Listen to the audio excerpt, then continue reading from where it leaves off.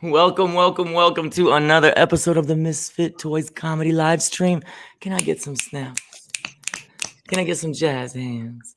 Yes, yes, yes, world. We can feel you all the way in the UK and Wales. We can feel you in London and New York. We can feel you in Los Angeles, San Diego, Denver, everywhere in between, South Africa, France, Hong Kong. Everybody's been tuning in. It's been an amazing, amazing week.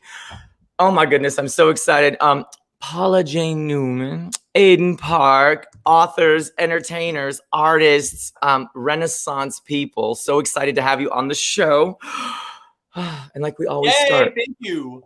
Breakfast and BITCH. We are reclaiming the word by spelling it. What's bizarre, ironic, terrifying, crazy, or hard? Because if it's and, we need to stop this call and have an intervention.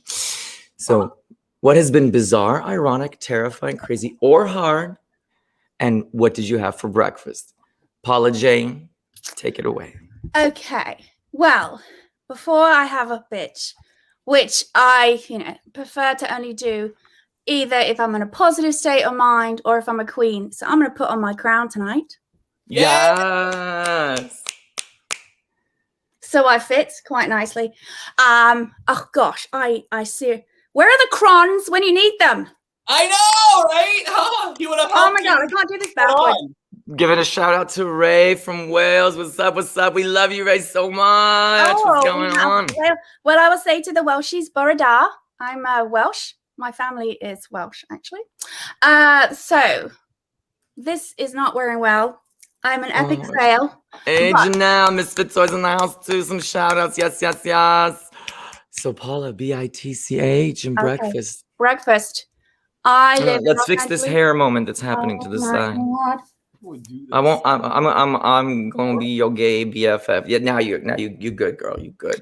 I'm sorry, woman. It's great when Julia Roberts came around. In the whole Pretty Woman thing, I was doing great, and then it went out scandal. And you know what they did as a kid? They drew me on the board. They drew like a big face.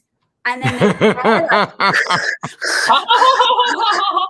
and underneath they wrote the name Paula. And I would walk into class and the pit of my stomach would be like, they're like, did you even brush your hair today? And I was like, if you only knew, so hair. Hair. My breakfast is full-on Los Angeles frou-frou drink. I go to my local coffee shop and they make a drink called nothing less than the Paula. I kid you not. In a minute, I'll bring up a picture on Instagram. Like, it has my name on it. And people come up and say, what's your drink? Because it has a double protein. Sorry, everyone in the UK. Double protein, rice protein. I have almond milk in it, like decaf shots of espresso, because as you can imagine, I'm enough already. And it is with Swiss water process, so don't give me any stuff about decaf is worse than rum. It's the high good stuff. And then on the top, just because I have a bunch of whipped cream. I'm not lying. This is what I have for breakfast. It's called the Paula, and when I go out of town, I miss my people. I can understand that. I can understand. Where can we find this Paula? Where are you? Are you in LA? I certainly am. I'm going to give a shout out to the coffee shop because it is an individual business owner run by a woman who drop it in the chat so we can populate. Oh my gosh, yes. They have managed to keep their employees staffed during COVID. Everything is to go now, but it's M Street Coffee in Studio City. M Street Coffee in Studio City. Is it just the letter M? Mm-hmm. So M Street Coffee in Studio City. They all know my name. I have a tab. Okay, and the tab goes not under the name P for Paula, not under the name letter N for Newman, but under the letter A, because I'm awesome. Oh my God. Misfit Coffee in Studio City. Order the Paula if you dare. Oh my goodness. Oh my goodness. This is not a lot. This is straight up. Like the new employee comes, whenever there is a new employee, I'm like, oh, hi, my name is Paula. And they go, oh, hang on. She has a special drink. And I literally just stand 6 feet away. I wave. And they're like, we got you. Oh my goodness, I love it. I love it. Only you've become so LA. You've become so LA. It's ridiculous. I should just off myself right now. Where were you born? No, don't do that. What you were born in? Were you born in Wales or were you born in? No, my mother was, and I was born in a military hospital Oh. in Aldershot in the UK, which is a military hospital no more, which means they were not messing around. We need this baby out. Apparently, my head stuck out like, oh, hell no. I don't think so. And it was a shift change. So all the medical people were coming in the army to get it checked off that there was a birth that they witnessed. And my mom was like, please, get in. So she didn't quite know when I was born. I had to go to a Vedic astrologer to figure out when exactly I was born because there was too much chaos. So I was pulled out with forceps into this world. Way. That's intense. You need a schedule because it's blimmin' military in UK. We're not messing around. That's intense for breakfast, Paula. That's a lot. But remember, in Wales, it's past, we're glugging it away into the evening. I know. I remember when I lived in London, not Wales, but when I was in the UK, I was like, oh, so your sobriety equals standing. So if you're standing, that's still sober. Until you're like on the floor or like crawling, that's drunk. Like I was there for New Year's. I have never seen so many tipped over people. Like I was just like, wow, the amount of alcohol they can consume is, and coming from a Ukrainian who also lived in Russia, I was like, wow. I mean, you got us beat. You got us beat. Oh, Aidan, breakfast and BITCH, please. Okay, so my breakfast was coffee. Because actually, you know what? I'm actually staying with Iggy right now. He's downstairs. We're in the same house. I'm downstairs. He's upstairs. It's upstairs, downstairs. We're at the Misfit Manor. Our view is like all of like I can't even show you, but you'll just have to go and log online because it's incredible. It's incredible. Okay, so I mean, just the pillows back here actually is because I'm gay. I'm gay. In case people are like, oh my god, I hope he knows. Wait, gay. Wait, I thought you were Asian, Aidan. I'm gay. I'm gay, and I'm a Gaysian. You're a Gaysian girl. Back here are brought to you by Iggy because the pillows were ugly, and he was like, "Girl, those pillows!" And so he came and rearranged the pillows for me for this. So, it was Keurig. That was our breakfast, and bizarre. Okay, can I talk about the Rob situation? Okay, so. Oh wait! Before I just really quickly for all of the viewers who are watching, can you just tell us a little bit about yourselves, your books, what you do, so that we have context? Because some people are not in the know. So before we get there, do you mind, Paula, Jane? Oh, boom! Aidan's ready to go. Yes, go. I'm sorry. Did you want to go? Go ahead. No, you brought the book. That was my BITCH. Was the bizarre? Was the Rob situation? Oh, I didn't get that. I'm so sorry for nothing. The bizarre situation is, okay, yeah, I know. Thank you, Paula. Thank you. You got flicked off by the meditation chick. You know you're fucked up when you're flicked off by the meditation chick. Well, we're going to talk about exactly how a meditation chick should really be today. Fuck you, but none of this namby-pamby in the sky. That's we right. live on planet Earth. She's from fucking Wales, all right? Okay, so this is the situation for our listeners here. I'm dating a guy, and I brought him to this place on Wednesday night. Iggy met him, and when he saw, his name's Rob, and Rob saw that I was on the StreamYard with Paula J. Newman. It turns out that they went to college together and know each other. She's a year ahead, and yeah. Oh wow! So isn't that crazy? That's so crazy. Paula, do you approve? Yes. So I don't know about Aidan. That's to be determined. Oh my goodness! Oh my goodness! Yeah. I love it. He's so cute, and he's really happy. Charles is his twin brother, so they're both really excited that we're doing this together. So hi, Paula, and Iggy met him, and we had tequila, and it was great.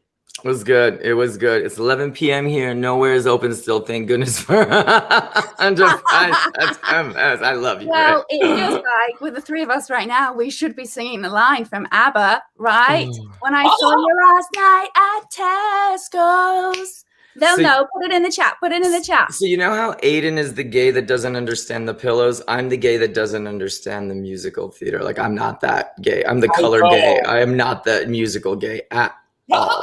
Like, I have no idea what you just said, Paula, but I do know. Yeah, I know who ABBA is, but that song I do not know. But I'm going to put it in the chat. What's the name of this ABBA song? What are the words? Gosh, now I can't remember. When I saw you last night in Tesco's. Okay, I'm just going to have to go We're just gonna... When I saw you last night in Tesco. Yeah. Wait, I'll figure it out. So for breakfast I had a delicious bagel that Aidan got. That's it, Super Trooper. Oh, Super Trooper. There we go. Thank you. Have a Super Trooper. Got it. This is the out of control live stream. Yeah, this is just like bonkers wild. Just this is spiritual people gone wild. This is like, yeah, this is meditation. This is Zen gone wild. This is Zen gone wild. I can't believe this is what's happened. Like, wow, I'm in like, of all the year that we've been doing this podcast, I have these Zen masters that help you find your why, your truth, peace, empowerment. You get them together on screen, and all of a sudden it's just madness. It's power. The only reason why I don't have the big curly hair is because I'm Asian. If I were white, I would have big curly hair too. So boom. Shout out to UK Comedy with Super Trooper. Yes, liked it. We simply are able to connect to our authentic selves free of fear. Right? That's the power we have. We need to speak about fear. Yeah. Oh, I didn't get to breakfast in BITCH. I had a bagel. Thank you, Aidan, for bringing the bagel. Bizarre, ironic, terrifying, crazy, and hard. For me, it was a moment that happened last night where I let my ego get in the way, and I try to practice the we, not the me, and really come at it as that's true success, is when you passion plus service, but service is about the we, not the me. Let the ego take control. And I just got on that stage and grabbed that microphone and was like, patriarchy, you must go down in flames. Rah! And got off the stage, and everyone was like, oh my gosh, that gay boy got really angry. Someone should take his unicorn hat off. Wow. But you know what? It felt kind of good, but I realized I was like, no, comedy, and this is a thing where is about uniting people through laughter and building rapport, but it can also be divisive and it can cut.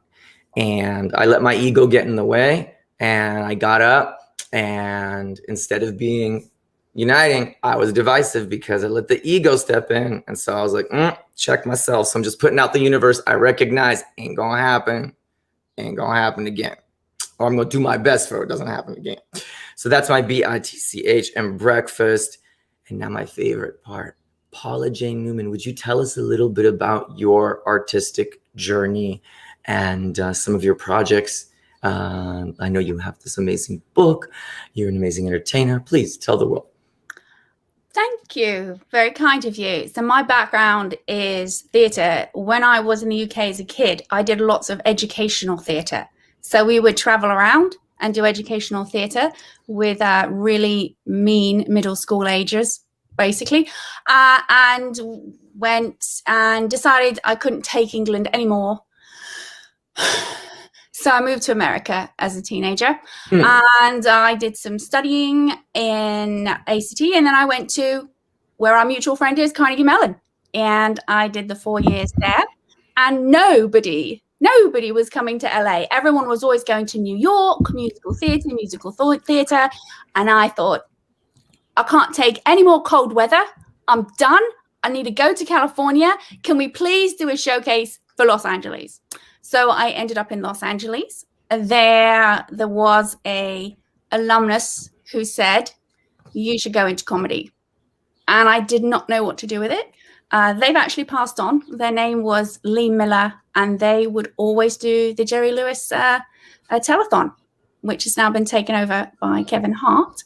And I followed for a wee bit another CMU alum, Jack Plotnick, and he had me come and follow him a bit doing comedy, but I just didn't know how to do it. I just couldn't separate like on stage being funny and like be funny now. I didn't know where my voice was. So I got into a big movie in, we'll just say it, Pirates of the Caribbean, quite quickly. And I then got hurt. I was doing The Hustle. I was doing all kinds of auditions and things like that. And then I got hurt and I got a repetitive stress injury, which some people would just say I have fibromyalgia because they don't understand why my body behaved that way. However, realistically, medically, fibromyalgia is if they can't attest something to one specific thing. So I have chronic pain, which you probably wouldn't know, which is why I looked into meditation, because they were just going to shoot me up with pain pills and drugs for the rest of my life. And my body was very much becoming adaptable to the medication you gave me. So just so you know, I know we have viewers who suffer from the same, actually. So they were treating, it's symptomatic, not holistic. And so you're getting a symptomatic treatment. It's not holistic. And then you found meditation as a way to help cope with this. Yeah, I was looking for a way to not live on pain meds for the rest of my life. And I heard that meditation can help with that. Quite frankly, I was having more mental anxiety, even though the physical pain was excruciating. The mental anxiety was, will the disability check arrive? What am I going to do? How am I going to retire? You know, I hadn't, even worked enough at that point. The relationship out the window, couldn't pay my bills. And so I thought, I can't, I'm too young. I'm too young to be living on pain medicine. When did this happen? 2 years ago. I was just so that some people can understand and relate. Like yes, it was 17 years ago. Oh wow. Okay. Yeah, okay. And I still have pain every day. I'm still limited, but what I'm doing now, even compared to 6 months ago, is remarkable. And that we'll get into maybe a bit later on my finding basically my purpose in life and how my body started to heal dramatically in the last 6 months or so. And so I then got into voice work as it happened. Yeah. You guys have a good support system in the UK. Could you read it? Because we also do the podcast, the audio. So could you read Ray's statement? Absolutely. I have chronic pain syndrome. I chose the drugs mainly because I have so many other issues that I'm on drugs for the rest of my life with them. Thank goodness for the NHS. Yeah, so no one here is belittling people who are taking medications. Absolutely, you have to follow your path and do what's right for you. If I need to take something small level, but I went down the rabbit hole. There's no doubt about that, and had to basically clean up my act.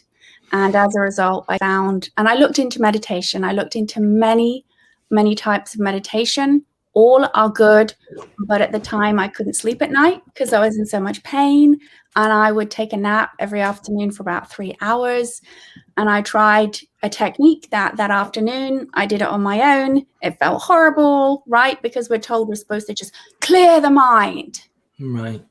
No. And I had loads of thoughts and I had loads of cushions.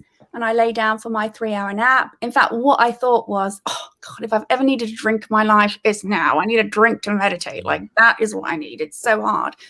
And within a few minutes, my body didn't need to go to sleep. Is this the Vedic meditation stories? Is this about that journey, the book? Excellent question. Thank you.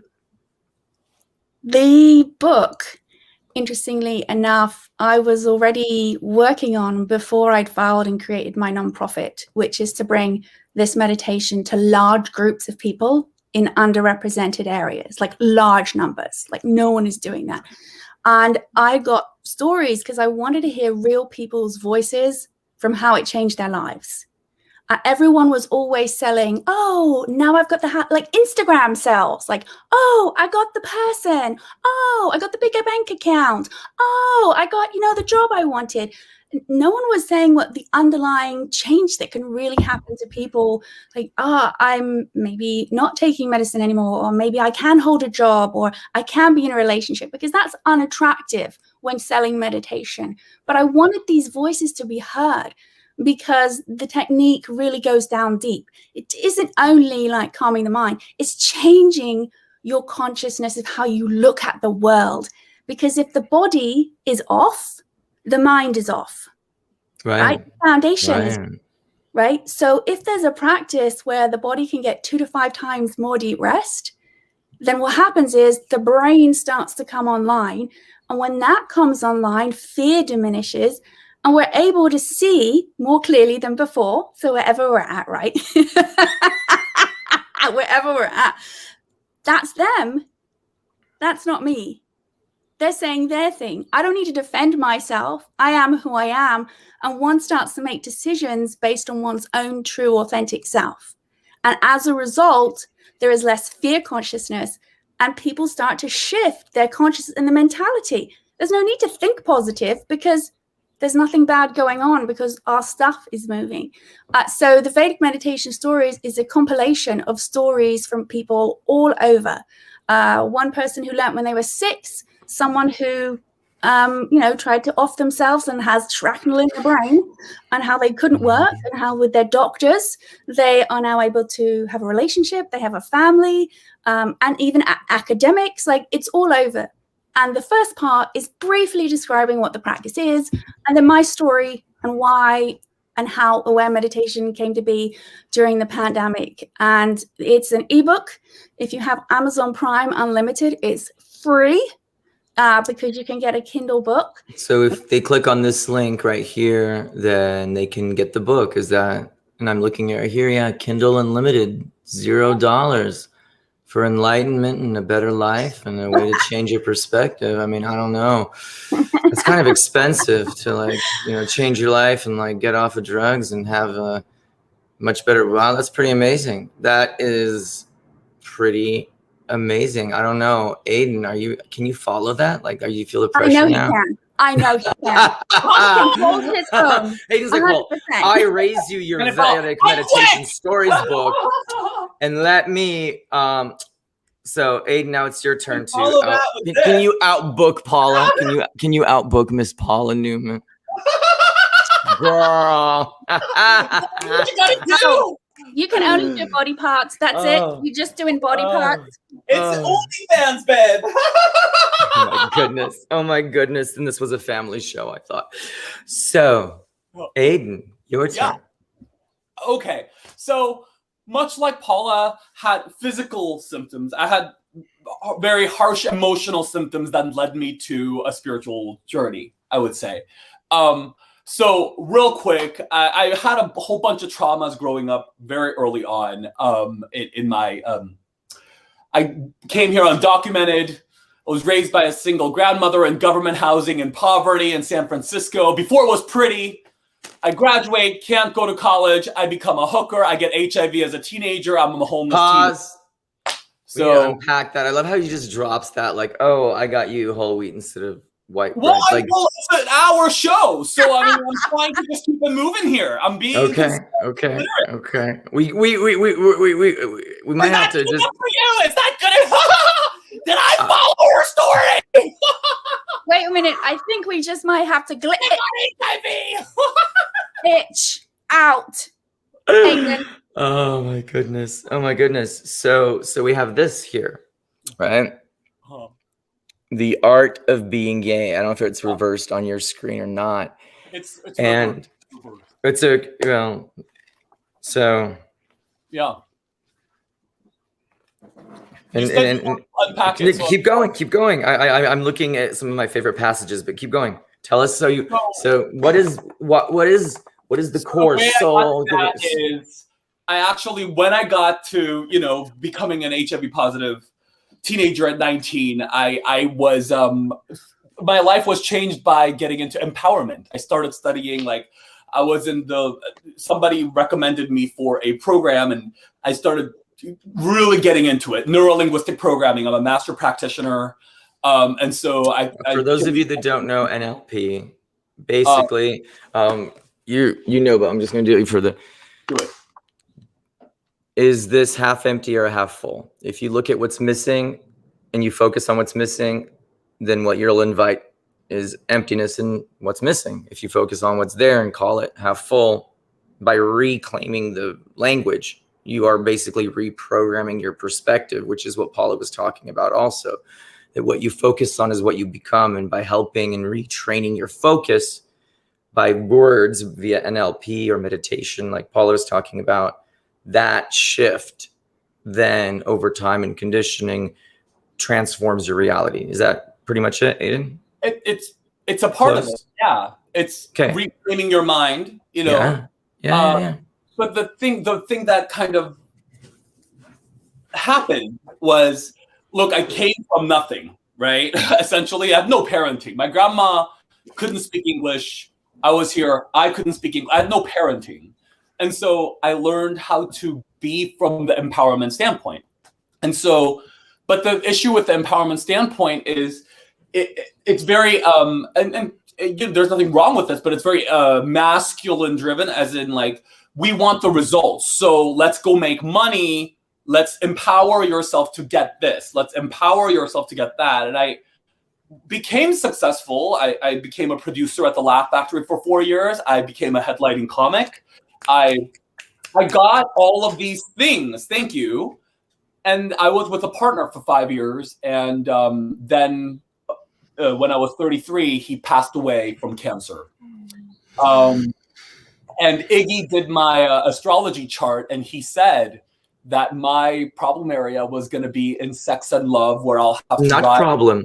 His Chiron, his wound that his Saturn, his Chiron, his karmic wound is in Scorpio, which is sex, intimacy, magic, the phoenix that comes up from the ashes, but that is in this lifetime. That will be his struggle. That will be his biggest wound. So. I've never actually, and he was a Scorpio. His name's Michael, and he was an incredible love. I loved him very deeply. And when he passed away, I hit I was like, I don't care about empowerment. I don't care about success. I don't care about anything. I just want to die. And I hit a point. I got suicidal. And the bottom point was when my mother called and she said, when your grandmother died, I was in such heartache and I wanted to die. And I would, you got to stay strong for me. And I said to her, well, then we should both kill ourselves, because why are you here? If you're only here for me, why are you? But you know what I'm saying? I'm like, why are you here? You're staying alive for me. I'm staying alive for you. So why are we here? We should just both go. And then I say that, and then people in the comedy clubs go, oh, but I'm glad you found the humor in it, because that's what I said. And then I was like, okay, I will do this. I will stay here, but I got to find a way to get happy, because I can't live like that. I won't live like this. I won't. I just won't. And so the first tactic that I took was I doubled down on the empowerment. I was like, let me try to work the empowerment to get more friends, to get more things, to get more success, to get more. It led to panic attacks. And I was like, this doesn't work. Mm-hmm. Then I was like, all right, what if I apply all of the tools of empowerment for the end result of emotional well-being? Screw the producing, screw everything. Let me make the goal joy and happiness and improved emotional state, and apply all of the NLP to that, instead of a tangible kind of goal. And when I did that and I applied that, my emotions became much better. It saved my life. And meditation was a huge part of it, actually. It really was. And also setting the neuro-linguistic programming up so that I am leaning in that direction.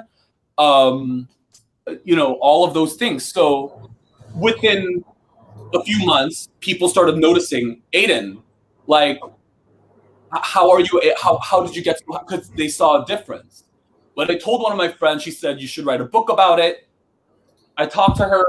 She helped me. I wrote this book, The Art of Being Yay, about how I apply. It's a humorous book about how I applied, mind tools to get happier, to get happy. And it turned into this movement where theartofbeingyay.com is a place where people can go to find tools and stories and podcasts and whatever to help people feel better. It's a place where people can go to, learn how they might be able to take charge of their own experience and empower themselves into a happier being. So that's my story. And you can go. And my hero, Margaret Cho, wrote the foreword to my book. So yes, Margaret. It's like oh my God. Because it is like superpower. If you're happy, Paula, you know this, and Iggy, you know this. It's like, if you're happy, it's like a superpower that will get you places. Muscling through when you're miserable. So get happy, everything comes to you. You get what I'm saying? Instead of like just be like, I'm just gonna just go. So what can you define? What is happiness, Paula? What is happiness to you? What does happiness mean to you? Ooh, what does it mean to me? That's much easier to answer than telling everyone what it is. What does it mean to you? I need a minute to go in. All the answers are in here. My favorite part of The Mandalorian is when the baby Yoda, I call it, gets to the temple. It's in ruins. And he recognizes the source. He can feel it. He puts his hand on the rock. And then you see the blue light go up because he's just gone in. And so when I can connect inwards and know that's where everything for me connects to source, then as I open my eyes, everything else is golden. Everyone is perfect the way they are. I'm fine the way I am, and I can go through life. Even when I have so-called setbacks, it's called being human. Rawr, enjoying the rawr, I'm human, right? Having the enjoyment of making mistakes, right? So to me, that's happiness. It's being able to connect within and know that I am more than anything that's on the outsides or anyone will reflect back. I feel that connection. Love it. So I'm gonna just drop it. Joyful Journey is. Ooh, that's the next book. Well, there you go. This is my cover of my book because it's an ebook. So the joyful journey and really understanding that, it's like the moment is now. It's not that end goal. And I talk about this a lot in comedy, where there's this misconception that, and I love Margaret because she had this interview and she talks about comedy as a practice, comedy as a meditation, comedy as, you don't do Bikram to get a Netflix Bikram special. No, you do comedy as kind of yoga for the soul. And she sees it that way. And many of us forget why we do this. It's joyful journey. We're doing it and we forget to enjoy the process. And I think that's super important, is that having that contentment in the process and feeling that connection. What about you, Aidan? What is happiness to you? I think you guys got it. Joyful joy. No, but to you, is that the same? Is it the same? Would you say it's the same? Yeah, it's what I really discovered. For me, it's freedom and expansion. That's what I really love. And I love that the world is set up in such a way where I can be in this beautiful home. I mean, again, it's such a beautiful home. But I can sit here and look at my hangnail and go, my life fucking sucks because of this hangnail, and just fucking care. But you have the option to be able to go and create your own experience, your own emotional experience by choosing your point of focus, whether that be inward or outward, whatever. And so I love the idea that I'm curating my experiences and I have the complete freedom to do that and create out of that. And I love that. And so I'm finding this really complete freedom to do that. It's whether it's the mind, whether it's the hangnail or it's a tsunami. Yeah. You take up the same space in the mind. Yeah. Right? Totally. And if I'm addicted to that, like if I grew up, like I had trauma as a child, then my system is wired for that to be normal. Yeah. I have to have that. I have to have that. And when it's not like that, it's, what am I going to do? So I try to sustain everything, right? So to face it in reality, I mean, this is the real bliss. Like this is the real fix. Finding it sober, finding it awake, right? That's the real fix with it. So it's whether it's a hangnail or not, it will take up the mind. And how do we get free of that? And at any moment, you're so spot on. At any moment, I can choose. Or I can, let's go. You know, I think Paula, like, I think you got something that I want to put. I think was so wonderful. Like, your body gets addicted to whatever emotions it's used to having. And so, in growing up, like from how I grew up, I was in constant danger mode, constant state of, and so taking back that power to not just run off with my first emotional response and go, oh, wait, we're retraining this way. And habitualizing a new pattern for yourself through meditation, through your thought processes, through visualizations. I think it's such a delicious process and it's so joyful. So I love that, you know, we're on the same page with that. I also wanted to quickly add, if it's all right, that those of you who might have been a little alarmed either by what Aidan referred to or Iggy, that when you have gone down the rabbit hole and been faced with this is the end or not, and chosen to stay, it is non-negotiable By to chosen find to joy. stay, you mean stay alive? Yeah, be in the world, right? It is non-negotiable to have to find joy. And stay here and hold myself. It's not. No one should subject you to prison. Why holding yourself? Stay here and hold myself. If there's an echo, I don't know whose echo it is. That was me because I am dropping a link to you. So you, just populate your Insta and your Facebook to give them the links so that our friends and family who are coming late to the game can still catch this hour of power. Right. So I just dropped you a couple links so that you can, because I know everybody shows up when they show up, but I know some people will have some questions for us and want to know a little bit more, you know, as to like, how did you get there? We're on Facebook and we're on YouTube. So if you're going to post on Instagram, drop the YouTube link because YouTube and Insta get along better and Facebook gets along with Facebook.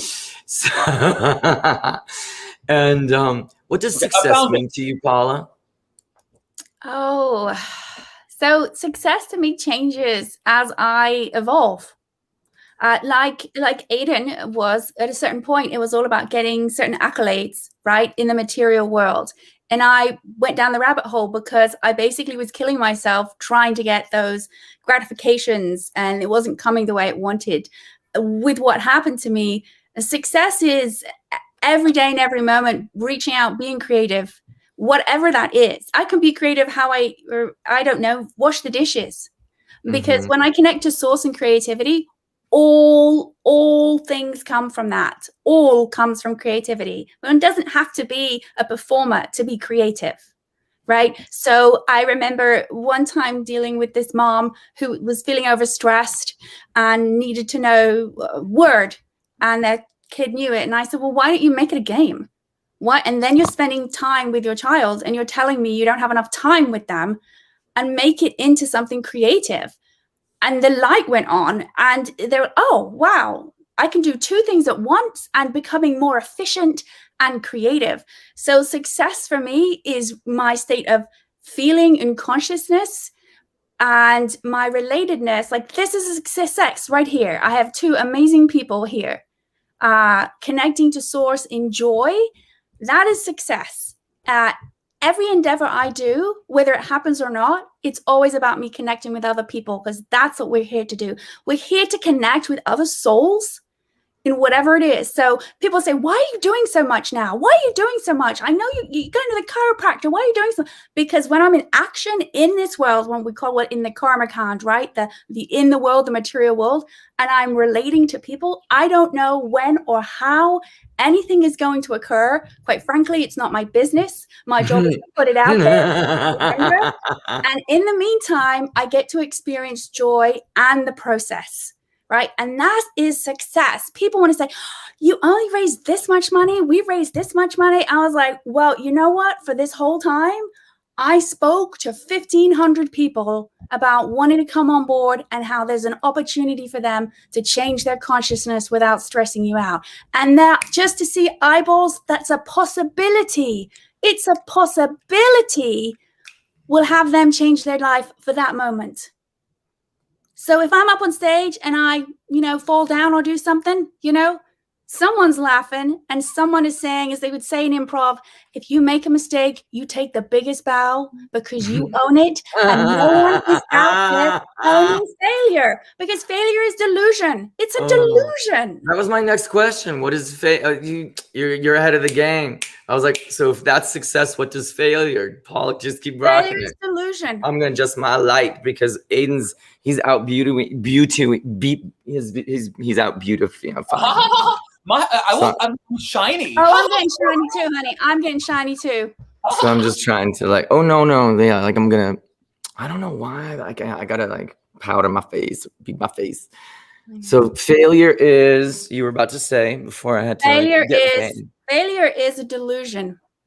We can have goals, but the goal is to follow the goal as if we want to attain it.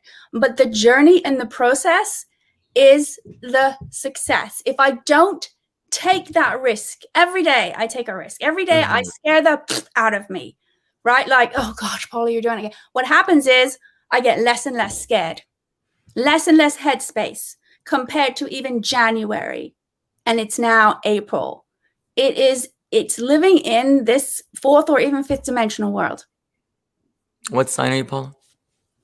Okay, now we're going to go into this because it depends on what you're looking at. I'm going to tell you Western, and I'm going to tell you Vedic astrology because I've been studying that. So Western astrology, I am a Leo sun and a Virgo moon, and I am a Pisces rising. Yeah, that's about to say, because I was like, that's a very obvious Pisces rising. Like, I was like, okay. Pisces is like the dreamer. They're already 1 foot in the other dimension. So we're talking about Pisces is like the vehicle that she navigates through this world. Is she travels back and forth between that other dimension and then the world, and then the other dimension in here, and that's how she navigates. And we were talking about that earlier. So I was like instinctively, I was like, yeah, she got that Pisces vibe, and she's doing the thing. I was like, all right. And in Vedic astrology, what's interesting is, because they're 22 degrees different, they have my rising is Aquarius, because I am on the cusp. I'm a cusp baby, which means I'm right between Pisces, Aquarius. And my sun is a Leo, my moon is a Leo. So I'm real close. So I always have a good old read at all of them and take what I want. Yeah, but it's perfect because Aquarius is bringing people together to do what the one cannot and get them to the next level. Except they got to jump now to this other dimension. So this is, it all like syncs up. Aidan, success and failure. Okay. I think success is determining your own experience as determined by you, not living on autopilot. So I think you get to create whatever you want in this reality. And I think that if you are connected to your why, like Iggy likes to talk about, and you are making decisions from the wholeness of who you are, that is success. That process is success. And I think a lot of us have these resistance points, blind spots, and we have emotional traumas that we're living our lives reacting to. So we might be like, I want to make, $1 million. Do you actually want to make $1 million, or are you making up for a perceived lack in you? And so you're doing this for something else. Make yourself whole and make your decisions from the place of wholeness. That to me is success. And finding more and more of those resistance points and letting those go so you can actually have, freedom of choice. I think freedom of choice is success. That's what I think. Freedom of choice is success.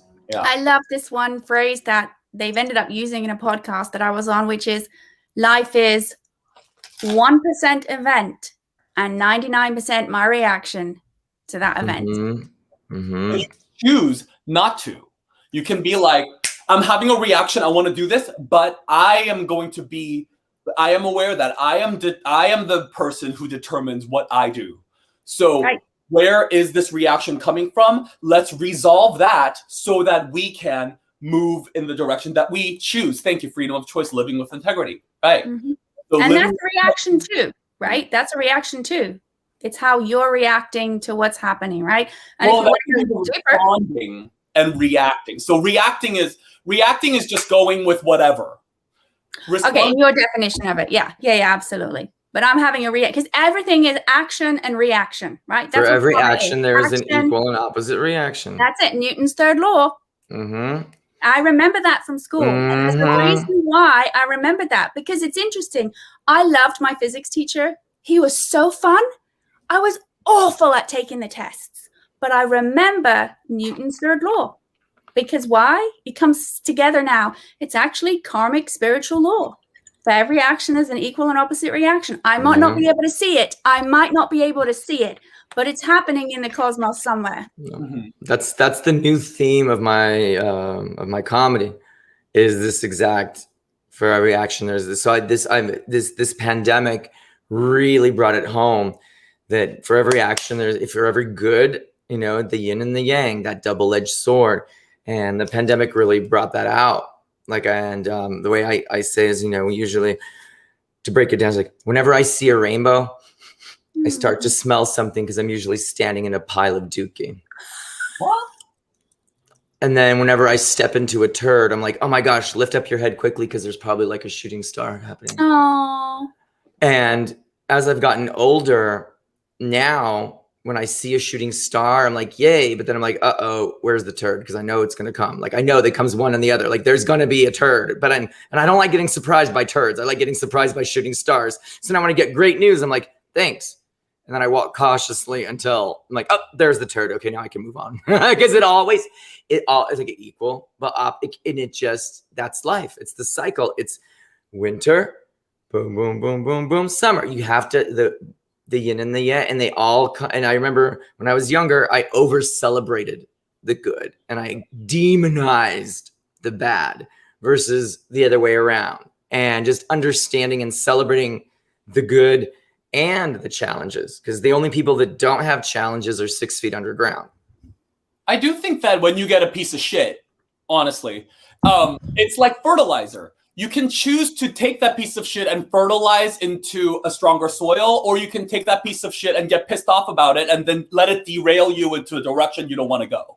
That is true. So Ray has just written for everyone. Yes, would you read Ray's, because I like your accent when you read Ray's Success statement. to me is waking up the next morning. It allows for all possibilities to happen. The choices are open to me. And so what happens eventually is, and we know this, we move away from good and bad. It simply is.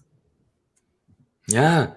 It isn't good or bad. It is. It just is, and like reframing it and calling it what it is. It's life. Mm-hmm. It's life, and celebrating the challenges that it's life. In Kabbalah, they believe, which I really love this tale, that you have a conversation with God, with the one, with the source, about what you want to learn in this earth school. And then God, the goddess, the universe, touches you here, and you get the scar and you forget everything. And then you come down and you chose the lessons. but you don't get to choose the lesson plan. And so in those moments when you're on your knees crying up to the sky, why? Girl, because you asked for it. So say thank you. Well, that is the art of life, is not only to accept those moments, but to say thank you and be grateful for those moments. It's beyond acceptance. It's to be grateful for the most challenging, darkest. And then what I love with what Aidan and you took some of the most darkest, most challenging moments in your life, and you literally transformed those turds into diamonds. You completely, that is the art of life. That is the mastery of life. You are living proof examples of masters of life, of the art. And you're living this amazing, you both live these amazing lives and have these amazing stories from different walks of life, but the proof is, the secret sauce is taking those moments and turning them into diamonds, is shining them and flipping the script. And I really love the fact that we had this, it all synced up, you know, the synchronicity. I love it. I love when the universe just kind of clicks into place. And when you tune out the noise and you realize, oh, okay. And again, in Kabbalah, they believe that, you know, synchronistic moments, randomness, and being aware of that are like the little crumbs that lead you to where you're going. And so you know you're on the right path when random moments that just somehow sink into what your purpose is and they just happen organically. That's a sign that you're in the right path. And you follow those. And the more you do, the bigger the signs are, the easier it is to see. But there's just so much noise. It's like, wait, is that a sign? Is that a sign? Is this how do I get the monkey mind to calm down so that I can pay attention and see the signs? It blows my mind that Paula knows Rob. I was already here Wednesday, and you know this thing, and I had a gig Saturday that got canceled like a couple days before you contacted me, Iggy. So if I had that gig, then I wouldn't have been able to do this. So thank you, Ray. We love Ray. He's my heart and soul. He's been with us since the beginning of the pandemic. And he is just so amazing. He is like super, like he's just a spiritual rock star. And the fact that we were able to connect in this time from such a far distant, you know, like I would never have met Ray across the end, you know, in Wales, but yeah, here we are and we connect, and it's just amazing. And it's just amazing. Yeah. What part of Wales, Ray, are you in? Yeah, we would love to know. And everybody else who's watching, if you want to write in where you're watching from or where you're clicking from, that'd be awesome. So the other thing is that when I had spoken to Iggy a while ago, he was like, come on the live stream. Maybe you want to do it the day before you have this fundraiser event. I was like, actually, I want to do it the week before. He was like, oh, I can't do that. And then this week he's like, so can you do it this week? And I was like, and then here you are. Right. And I absolutely loved your website. I was like, oh, this guy, it is going to be so perfect. What an alignment. And that's how it rolls. That's how it rolls. And we know that's how it's. And then you have a connection through someone I know as well. And that uplifts Iggy with what he's doing, that he's on the right path. You know, it uplifts everyone. When we're all in source and connected, everyone gets uplifted. So imagine if we had most of the world going inward, spending time, getting free of some of the stress, restabilizing the nervous system, how profound the shift could be. Yeah. Swansea, I knew. Oh my gosh. Preach, Aquarium Pisces. Okay, so Ray just said that he lives in Swansea. That's where my mum was born. She was born in Swansea. I love it. Speaking of moms, it's time for some monologues.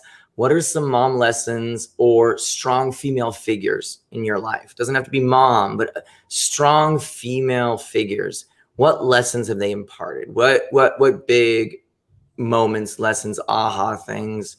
I've got a ton of them because I've been, Mama Nina's got lessons up the wazoo. So, and everybody's been watching the show. So I want to hear about Paula and Aidan, monologues, strong women. How have they influenced you? What were some of those words of wisdom? I would absolutely say this is where I have a gap. in my own life. And similar to Aidan, I dug deep and found a lot of that for me to provide it, right? Because what I'm doing heading up is a matriarchal figure, right? That's stepping into that zone. My mom was a single parent back when you couldn't get a job if you had 2 young kids. Right, there was a lot of prejudice in a small town, so there was a lot of struggle that went on. She had her own particular love of the bottle to cope with it, and I took on a lot of strain and stress and responsibility. I think I had my first, blackout drink at 8. I blacked out because I needed to just go somewhere else. So But that's kind of British, though. I mean, I just want everyone like that, like for America to understand. Like that's kind of like, I mean, it's a little early. Usually, it's like at like 10. So yeah, you're a little like 2 years ahead. But that's a kind of a British thing. That is so funny because at 10 years old, I remember going to the sweet shop and the woman saying, "You can't come here anymore and buy these smelly pens. They've been deemed addictive, and these, I won't say." Well, we would say rubbers, but erasers, and these too, you can't have them. Oh, rubbers.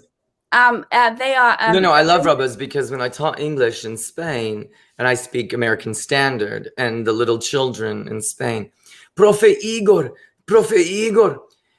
do you have a rubber? Can I get a rubber? I forgot my rubber. I'm like, you're 6 years old. I mean, you Spanish kids grow up quick. No, I don't have rubbers for you. What is no?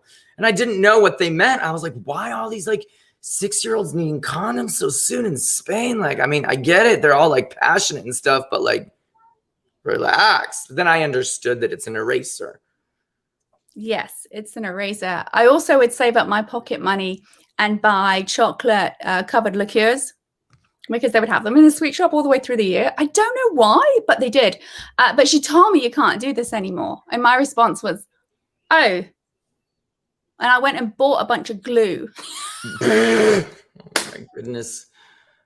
Because glue just tastes, I don't know. I needed something to take me out of there. So I learned from my mom basically what not to do in some ways, but also her humor. No matter what happened, she had a great sense of humor. And at any moment, if we keep our humor with us, we had a lot of laughter in our household. There was a lot of stress around money. But there was a lot of laughter, and my main connection was her mother, and she died when I was 8. And I actually made a decision then and there not to trust adults. I was like, I'm going to be on my own in this world. And I also had a cognition of, I don't want to go to prison and I don't want to live on the streets. I better study hard to get to university. And that's not normal, I understand, for 8-year-olds, but it was normal. I was just about to say, I'm like, I had a cognitive moment at 8 years old that I'm not going to go to prison and I need to stop sniffing glue and actually get my act together because this is what's going to, wow. The challenge was I always felt really uncomfortable in my body and who I was. They make fun of me. I really thought that if I would been born in the Renaissance time period and I was queen, right, that my life would be better. And the reality was, if that had happened, I would be bitching. Okay, I said it. I would be bitching about the fact that the jewels are too heavy. I don't want to marry Prince Ugly, right? Oh, May, you have it so right. Please go forth and get my opiates, And when I realized that was my state of mind, it was a huge shift in my life that it doesn't matter exactly what's happening, it's how I'm responding to it. So I would say for the matriarchal figures now, honestly, I have been doing a lot of work with the Maori healers down in New Zealand. And of course you have. Of course you have.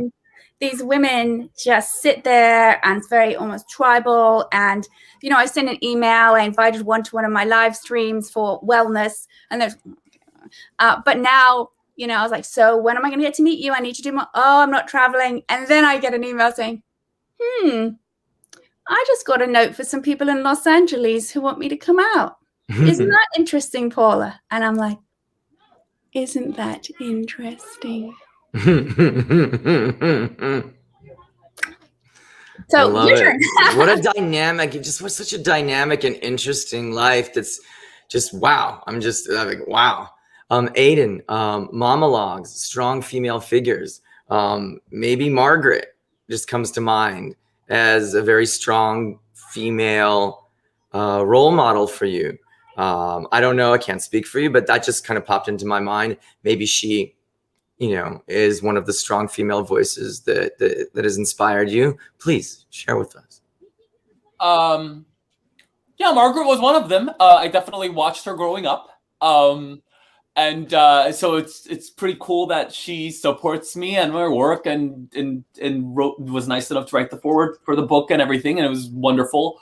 I think I'm getting to understand my mother more in my older age. Before, when I was very tangibly driven, I don't think I quite understood her and her intentions. But what I admire about my mother that I'm actually getting to love is she actually is always looking out for not to hurt other people emotionally. That softness, that kindness. And before that, I was like, because she would have a habit of even saying things because she didn't want to hurt people's feelings and then not be able to deliver. And I used to judge her pretty hard about that. But I see her at her core now. There needs to be a balance, but I see her at her core. She was driven by wanting to be kind. And so I'm learning to be more emotionally caring of others, because as we did our charts, I'm an Aries in my speak, and I tend to kind of come across a little. So I'm trying to be more mindful. I'm used to it. I grew up with an all-fire household. I love that this has gotten all astrology. I'm not watching myself. I'm watching you two. So I'm serious. Like, everybody thinks I'm so scary. I'm not. So I'm sitting here, and I caught myself a couple times going like, and I'm paying attention. So like, I love it. I'm trying to think if I have a new monologue that Mama Nina has instilled. Mom, how old is Mama Nina vaguely? I think she must be like 125. She sounds so wise. Oh, she's, I don't know. I remember when she turned 30. That's pretty much it. Like, she's just been 30. I was like, that's like, she's just been 30. Forever 30. She is one of the most, she has no shame. And I think that's one of the main things that, like, she is unapologetically herself. She does not have shame. She knows who she is. She is strong. She smuggled me, dealt with KGB out of communist Russia when she was, barely 20, 21? Like, that's a strong, like, the strength and to just know who you are and do not apologize for that. And I think that really resonates with me. And I remember that the one moment where it was just like, we were doing the penis game. I don't know if you ever played the penis game with your mom before. No, not at all. Well, it only works in public. So you got to play the penis game in public.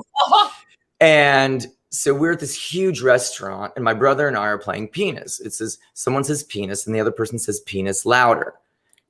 And you go boom, boom, and it's got to be in a big public space. And whoever says it the loudest outshames the other one, and they're the winner. So it's like penis, penis, penis. And then you start to get like, I don't know if I want to just say the thing. I mean, here comes my mom, and she said to him, what's happening? I'm like, Alex, don't say, don't. Oh, we're playing the penis game. I want to play the penis. I'm like, oh no. And so, no, she's like, no. I want to play penis. And I'm like, oh my God, if your mom wants to play penis in public, just no. So we start, and I'm like, penis. And then she just stands up, clicks her thing, penis! And the whole restaurant is just silent. And it was Little Maggiano's, where it's like this gigantic Italian restaurant. And it's just like hundreds of people, just silence. The whole, like, and there was just like a minute of just like, it was a penal pause. Ha! Bigger than the pregnant pause. Oh, yeah. It was a palpable penal pause.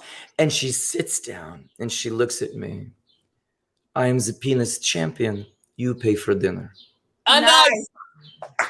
And what it taught me, and I always remember, is the penis champion never pays for dinner. When you are unapologetically yourself, that paves the way. That is success. That the universe will take care of you when you are unapologetically yourself. But, and I think the secret sauce is what Aidan is, understanding who you are first. Because being unapologetically yourself, but not knowing who you are and not knowing your why and not living with integrity, and then that's just broadcasting nonsense. So first you got to know who you are, know why, what are those guiding principles, and then without apology, without boom, beaming that out. But you first have to do the work on finding your why, because there's a lot of unauthentic people who think that they know who they are and they're broadcasting nonsense, just noise. So before you decide to be unapologetically you, figure out who you are. I think it's important to determine whether you're operating from a position of defense, like I'm myself from a defensive position, or I'm myself from an actual understanding of who you really are, understanding those defenses and actually healing underneath, operating from whole. Yes, And thank you, Asher says, Aidan and Paula, thank you for sharing. Benefit says this message is so needed at this moment. Absolutely. And how do we do? We can't get it. The busy mind, let's just say the busy mind, is because it's stress. So the mind is attempting to solve a problem to preserve the physiology.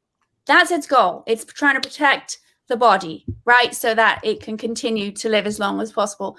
When there's a fight or flight response, which can be hangnail, tsunami, that gets mixed up, the mind is busy. This is why there is busy mind chatter, right? We sort out the stress. People will get to the why faster. Yep. So the producer said that we can run a little longer. Is it okay if we just stay on for just a second? Because before we drop off, what are some tools to help? What are some questions, some guidance on how to help people find their why?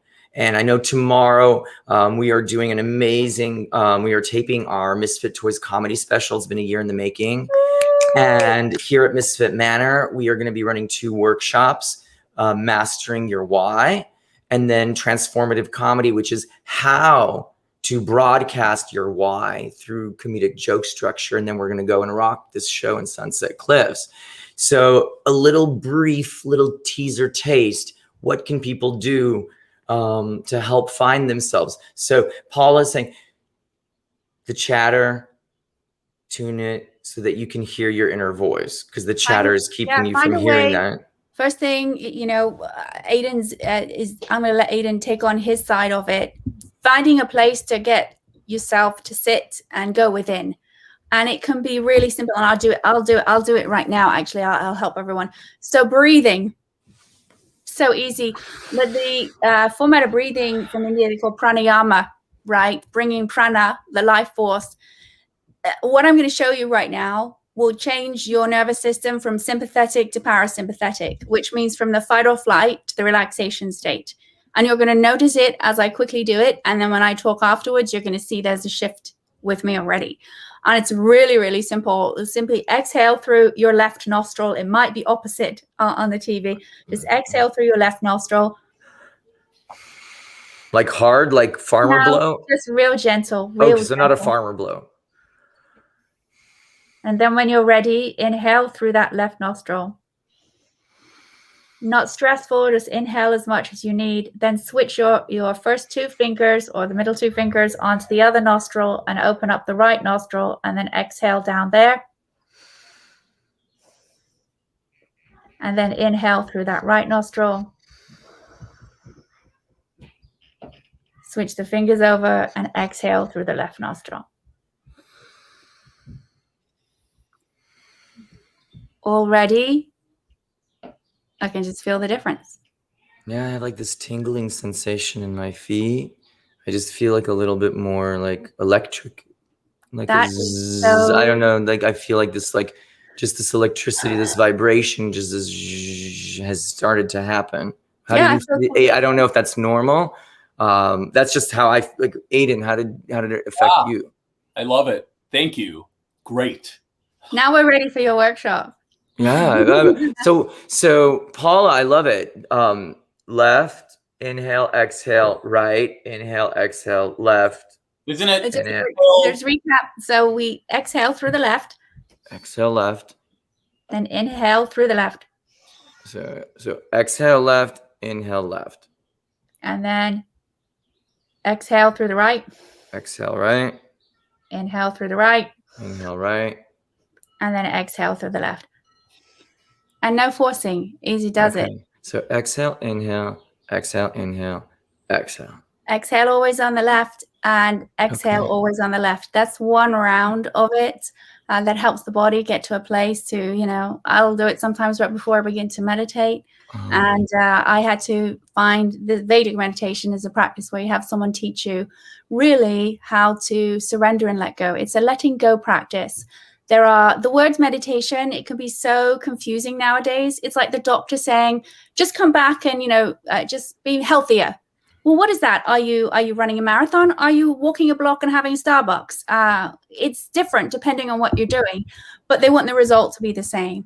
So this practice for me really helped reset, and I didn't need to take a nap anymore for 3 hours from day one.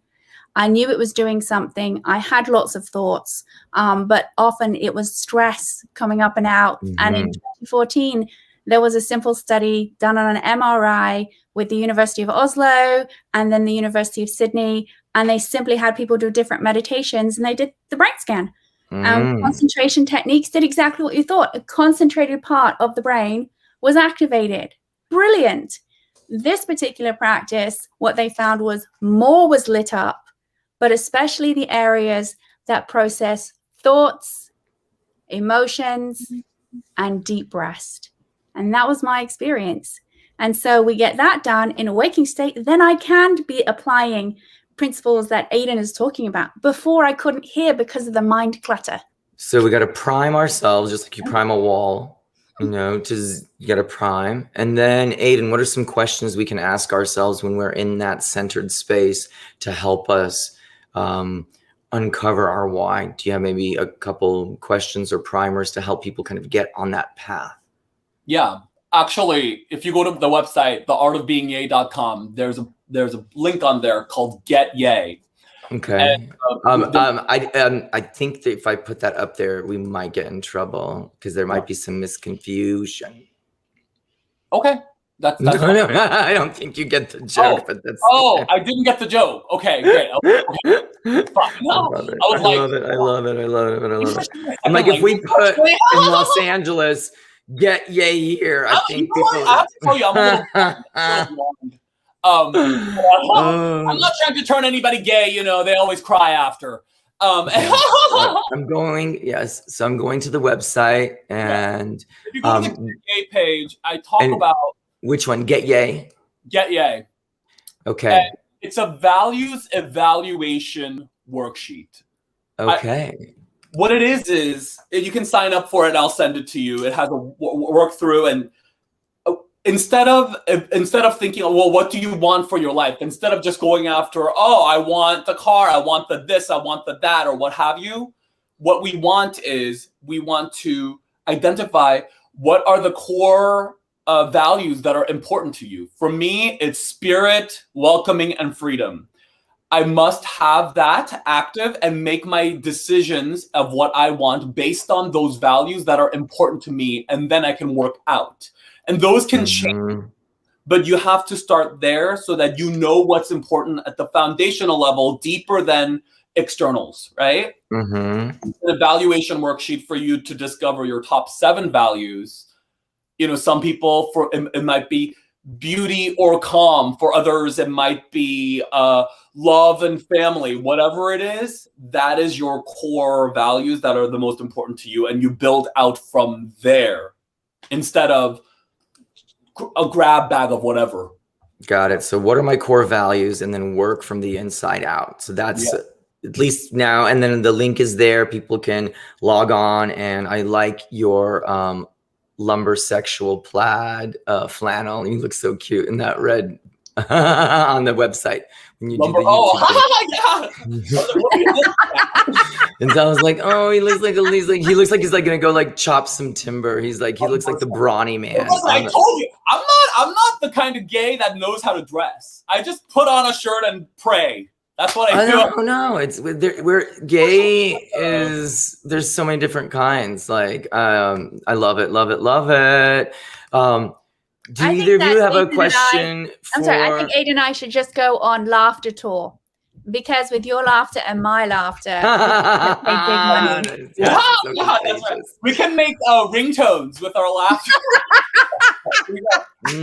So for those of you that are watching, Aidan and I will be at the Madhouse performing tonight in San Diego. 7 o'clock and 9 o'clock shows. Get there early. That's going to be amazing. The book is on Amazon. The website, The Art of Being Yay. The links are there. Paula, the book, we just popped it in. Do you have any other shows, things coming up that you want to share? Yeah. We have a fabulous Yo Mamas show. It is part of a fundraiser for my nonprofit. It will be perfect for UK time. It's going to go through Zoom this particular time. And we get tickets on Eventbrite? They're on Eventbrite, and the link is there, and I can repop it in again. So and it's all female lineup, apart from a male MC, and everything. I'm working with divas in power, and the proceeds are going to go towards us creating a course for victims of trafficking to help stabilize that nervous system. And so that's on Eventbrite. That's happening. Please share and do that. And tomorrow, actually, this is not comedy related, but when I'm there, it's always a little bit. I have a live stream at 3 o'clock Pacific time on Aware Meditations YouTube, which is with meditation. But I'm speaking to a meditation teacher from the UK who actually got COVID and was hospitalized. Oh, wow. And how her doctors couldn't believe her recovery from it with meditation. And this is hitting two areas for me. One, that we are real people that teach meditation and alternative health. We are people who live in the world. And two, it's how we adapt to that world. And this is going to be a really powerful message for people to hear who are fearful of COVID, who've never known anyone got it, but she was hospitalized in the UK, a single mom, and how she adapted with it and how it did affect her. The story is actually still in the Vedic meditation stories, but she'll be there. That's 3 o'clock. And if not, you can always go check the live stream. It's a maximum of an hour. So that's something else. Yes. Click it. Tomorrow at 3 o'clock. Boom, that link right there. Comedy on the Commons. We are bringing you comedy with a mission. We are doing what I call transformative comedy, which is taking your Achilles heel, your wound, and turning it into your Athenian shield and sword. And we are going to get up, rock the house. It's family friendly. So bring the kids, bring the chairs, bring the picnic blankets. And it's just going to be an hour of comedy power. And I can't wait. And Aidan he's been like the best roomie ever. We have such a good time. Paula, it has been so good to like reconnect. I can't wait to meet you in live physical person in Los Angeles, or maybe here in San Diego. We'll see how the universe brings us. One more time, Paula, please read Ray's. I love your accent. Ray, thank you all. I'm so glad to have met Paula and Aidan tonight. I hope the show goes well tonight, Iggy. Thank you. We love you, Ray. We love Wales, UK, New York, London, everybody. Misfit Toys. Check us out tomorrow. Follow the links. Find your why. And then broadcast it unapologetically because you have found your authenticity. What an amazing show. Thank you so much. Thank you, Paula. Thank you, Thank Aidan. you. Thank Neither you. of you guys are going out of my sweat. Follow you.